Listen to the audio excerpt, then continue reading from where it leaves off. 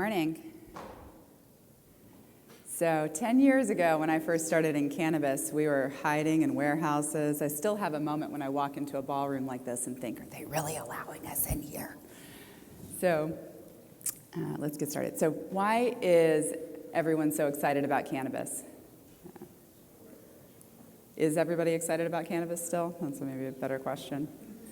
Well, it is arguably the fastest growing industry in the world. It's already larger than craft beer.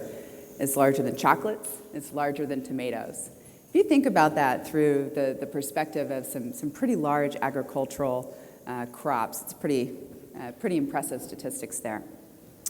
So Akerna creates the world's most transparent and accountable consumer packaged goods supply chain with global scale. We have two main SaaS products. We have a B2B platform, MJ platform, that serves the cannabis operators, so the cultivators, the manufacturers, the distributors, the retailers. We also have a B2G SaaS product, Leaf Data Systems, that provides a regulatory oversight product on top of the seed to sale technology. So we invented this concept of seed to sale. If you go to seedtosale.com, it still redirects to our website. And we are currently operating in every legal U.S. state, which is roughly 30 U.S. states, as well as 14 other countries outside of the United States. We're available in 4 languages, and to date, we have tracked more than $16 billion of legal cannabis sales. Our seed-to-sale platform, MJ platform, tracks the entire supply chain of cannabis. And what does that mean? If I were holding a cannabis gummy, which I am not, but if I were, because Illinois is not recreationally legal yet, I would be able to tell you the farm on which the plants were grown. I would be able to tell you when those plants were harvested, on what day, at what location, when they were sent to a manufacturing facility, and which plants from which harvest batches were extracted into the cannabis extract or cannabis essential oil, when that cannabis essential oil was infused into the gummy product, when that gummy product was distributed to the retail facility, and finally, on what day, at what time, at what location, and to whom that product was sold. And not for the batch, not for the lot, but for the particular gummy. This type of tracking is applicable to anything we put on or in our bodies. It is really ag tech or agriculture technology in a much larger application than only to cannabis. We are already serving the rapidly growing hemp and CBD industry. And for instance, if you think about at the beginning of the year, none of us could eat romaine lettuce. Do we all remember this? Went to your local burrito shop, couldn't get the romaine. It took the FDA weeks to narrow down the source of that contamination, and not then with 100% accuracy. If that were cannabis, we would know. Cannabis is, of course, we talked about how rapidly growing it is.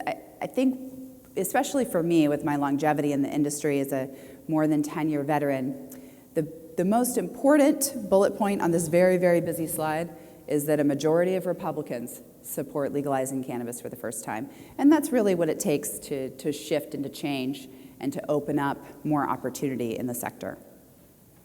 This is our current footprint and market penetration, so giving you a view of that, all those states, as well as our global presence, because cannabis really is becoming a global industry, and we are serving clients who are already importing and exporting across borders.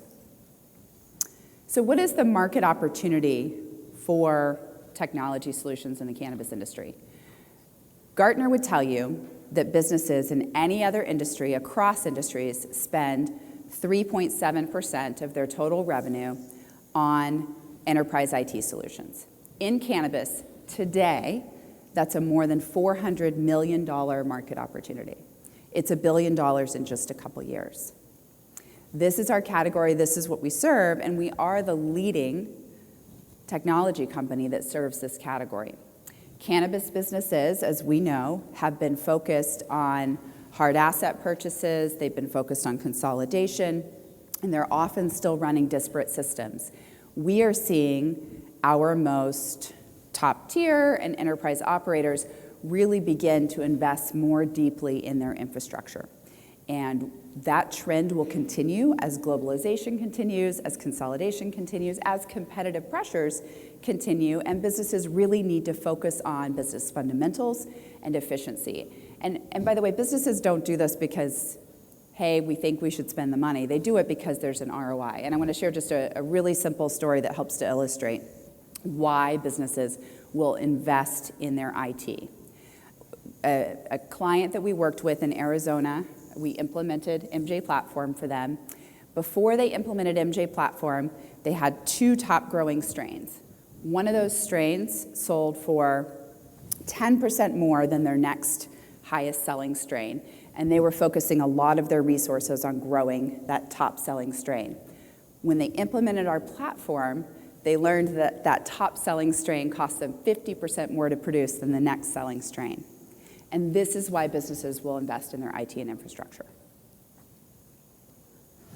We are the only global platform built to service both businesses and governments. We invented seed-to-sale technology, and we have the first to market enterprise resource planning product. We have that first mover advantage. As investors, you should think about us as an attractively valued software as a service business with all of the safety and risk profile of a SaaS business that happens to serve what is arguably the fastest growing industry in the world. And we have a scalable infrastructure, both technically as well as within the structure of our company, that allows us to support rapid growth as well as targeted acquisition, which is a piece of our strategy. So we have this platform built. It is built to scale. And with our listing transaction that we completed in June, we have both a very strong balance sheet as well as a NASDAQ listing and NASDAQ public currency. We have the financial resources in place to accelerate our growth, our organic growth, as well as to pursue an accretive acquisition strategy, establishing ourselves as the leading cannabis technology solution. And we've been around for a while. We've done this. We know how to grow quickly, we know how to grow well, and we know how to hit our metrics. We met our earnings guidance for this past fiscal year. We're now in our next fiscal year, and we're on track to meet our projections for this year as well. We have a pretty impressive group of investors and board members who are involved in our business. I would just call out that Mark Iwanowski is the former CIO of Oracle. He joined our board this past year, and an early investor in MJ Freeway, which became Akerna when we listed. Roger McNamee continues to serve as an advisor to our board and to me personally. We also have a very impressive management team running this business.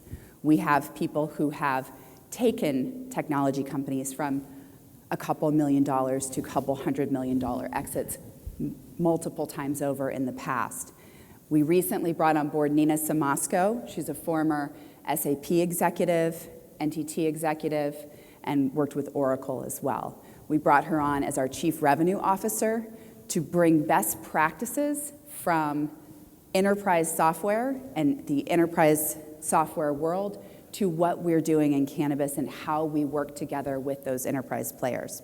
And as you think about our focus on strategic partnerships, strategic acquisitions, we're focusing on that not only with the companies with whom we partner in cannabis, but also with the companies that we partner outside of cannabis and where this industry is heading.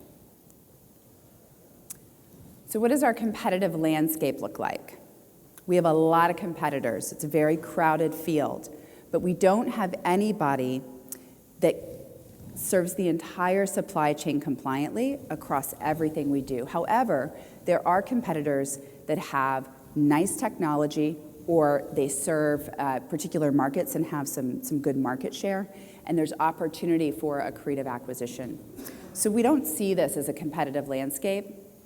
We see this as a consolidation opportunity, and we hope you'll join us. And with that, do I get to take questions? Sure. Oops. Haha. Any questions?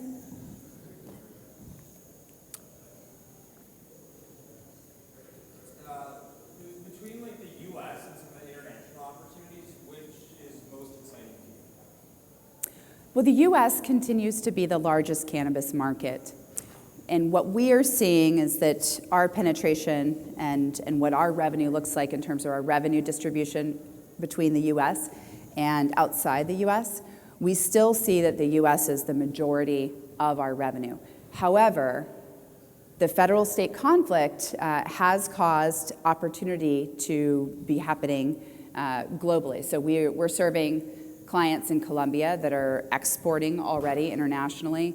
We're serving clients in Europe. We're serving clients in Canada.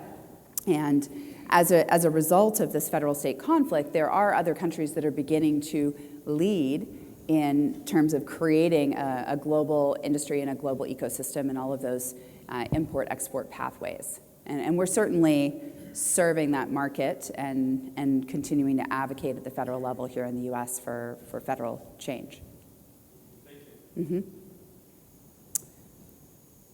it comes to providing financing over your growth phase, say you consolidate one of the acquisitions, do you have the intention of loosening up the capital to do so?